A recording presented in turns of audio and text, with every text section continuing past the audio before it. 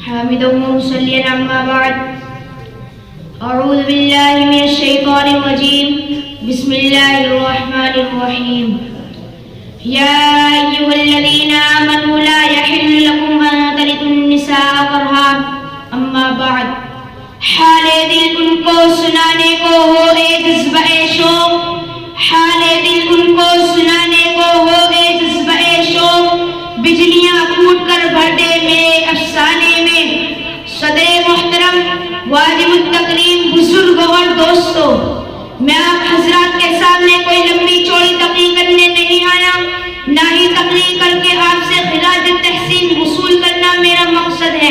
میں انشاءاللہ چند منٹ آپ سے خطاب کروں گا اور پوری کوشش کروں گا کہ موضوع کا کوئی پہلو نشنا نہ رہ جائے میری تقریر کا موضوع ہے اسلام نے عورت کو کیا دیا اس موضوع کے تحت سب سے پہلے میں آپ کو اس صحرا میں لے جاؤں گا جہاں آمد اسلام سے قبل اس دھرتی کی نسل عورت جانوروں سے بھی بدتر زندگی جینے پر مجبور تھی پھر اس دلکش اور بلند مقام کی سیر کراؤں گا جہاں اسلام نے عورت کو ذلت و پستی کی کھائیوں سے نکال کر کھڑا کیا تھا جہاں سے عورت ستاروں کی پاکیزگی اور آسمان کی بلندی کو آئینہ دکھا رہی تھی پھر بنت حوا کے اس باغ کی سیر کراؤں گا کہ جس کے دل پر وہ دلکش پھول ایک بار پھر باطل ضلالت و گمراہی کے جھونکوں سے بڑی تیزی سے جھلس رہے ہیں اور جس کی حقیقی روح بری طرح زخمی ہو رہی ہے حضرات اسلام نے عورت کو کیا دیا اس حقیقت کو جاننے کے لیے سب سے پہلے یہ جاننا ضروری ہے کہ اسلام سے پہلے زندگی کے اسٹیج پر عورت کی کیا پوزیشن تھی نیز عورت مرد کی دہلیز پر کس قسم کی زندگی جی رہی تھی چنانچہ تاریخ بتاتی ہے کہ اسلام سے پہلے اس دھرتی پر عورت کا وجود باعث ذلت تصور کیا جاتا تھا عورت سے جانوروں کی طرح کام لیا جاتا تھا اور جب وہ تبکر چور ہو جاتی تو اس کی پیٹھ پر بے دردی سے کوڑے برسائے جاتے دنیا کا کوئی گوشہ ایسا نہ تھا جہاں عورت سکھ اور چین سے جی رہی ہو عورت تفریح اعتبار عیاشی کا سامان سمجھی جاتی عورت شو پیس اور چٹنی کے طور پر رکھی جاتی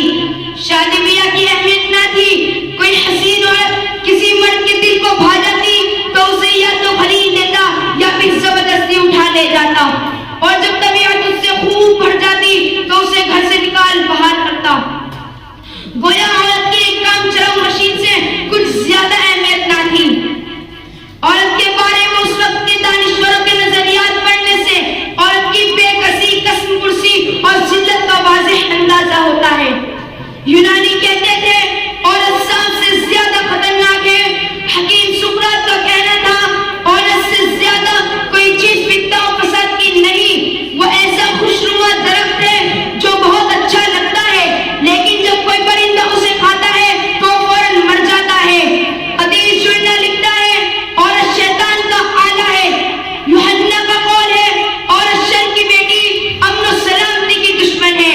انٹونی لکھتا ہے عورت شیطان کے بازوؤں کا کرشمہ ہے اس کی آواز سانپ کی آواز ہے گریگری اعظم کا خیال ہے عورت میں بھیڑ کا زہر اژدہے کا ساکنہ ہے حدیث جان ڈسپن کہتا ہے عورت کس کی بیٹی دوزخ کی رکھوالی امن کی دشمن ہے میں چند باتوں اپنی تقریر کو ختم کرتا ہوں وما توفیقی الا باللہ